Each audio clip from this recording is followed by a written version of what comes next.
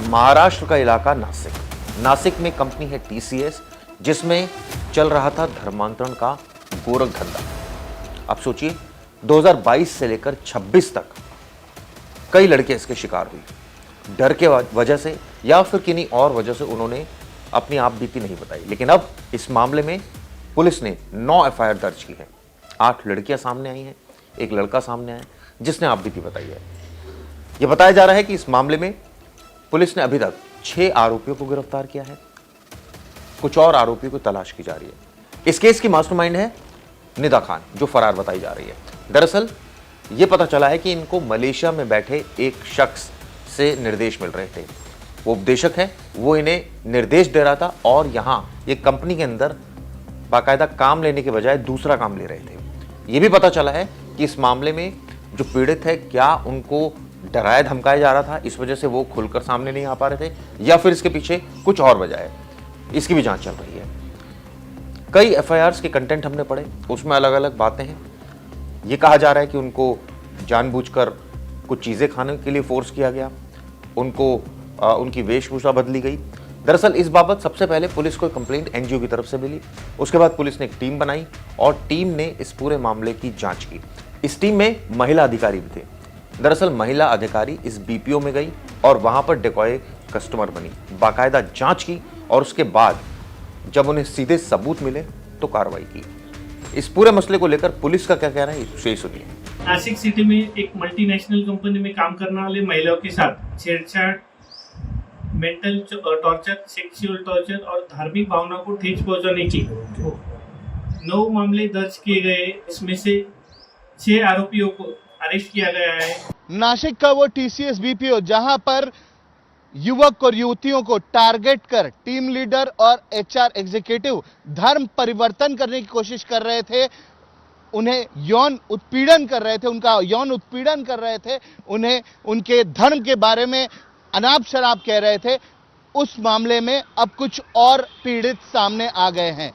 3 और पीड़ित युवतियां पुलिस के सामने आई हैं और उन्होंने ये बताया है कि यही टीम लीडर और एचआर प्रोफेशनल निदा खान उन्हें भी टारगेट कर रही थी, उन्हें भी टारगेट किया जा रहा था। उनके धर्म के बारे में भी अनाप शनाप कहा गया था, उनके धर्म को परिवर्तित करने की कोशिश की गई थी, उनका धर्म परिवर्तन करने की भी कोशिश की गई थी।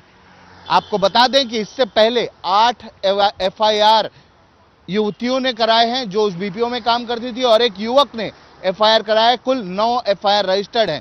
अब 3 और युवतियां सामने आई हैं जो उसी टीसीएस बीपीओ में नासिक में काम कर रही थी और पुलिस को उन्होंने अपनी आप बीती बताई है। आपको बता दें इस मामले में अभी तक एफआईआर दर्ज नहीं हुई है, पर जल्द ही इन तीनों की तरफ से भी एफआईआर दर्ज हो सकती है।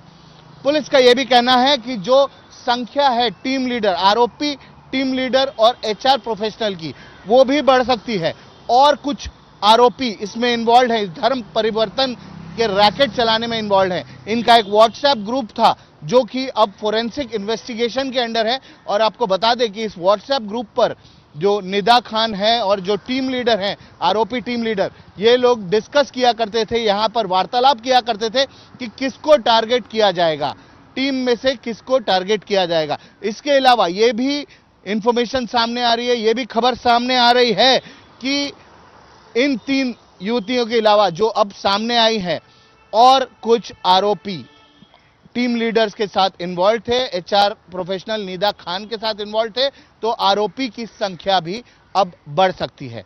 ये व्हाट्सएप ग्रुप जो है, जो इनका व्हाट्सएप ग्रुप था, उसे की एविडेंस समझा जा रहा है, उसे अहम सबूत समझा जा रहा है और फोरेंसिक जांच के बाद उसे कोर्ट में पेश भी किया जाएगा।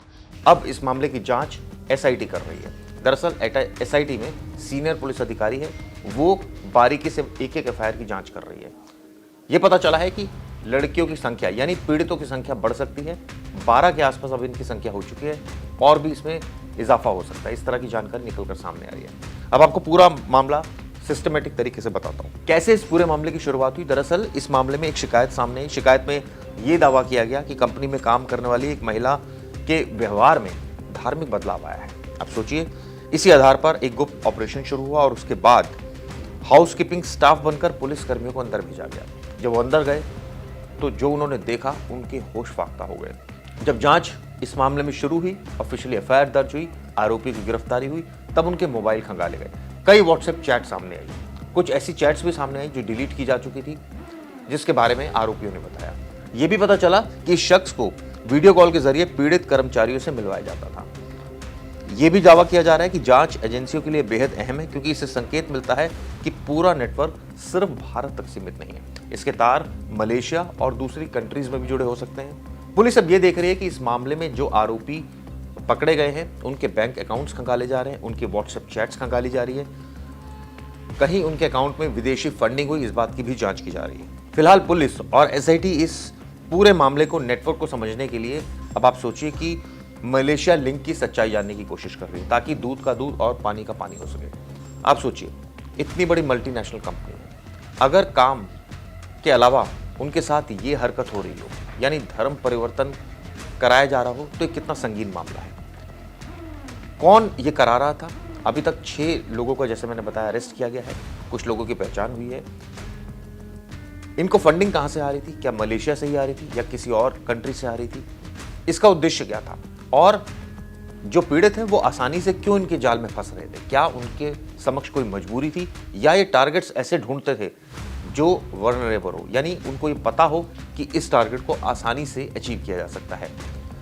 इन तमाम मामलों की और इन तमाम एंगल से पुलिस की जांच जारी है। बताइए वीडियो आपको कैसे लगी? धन्यवाद।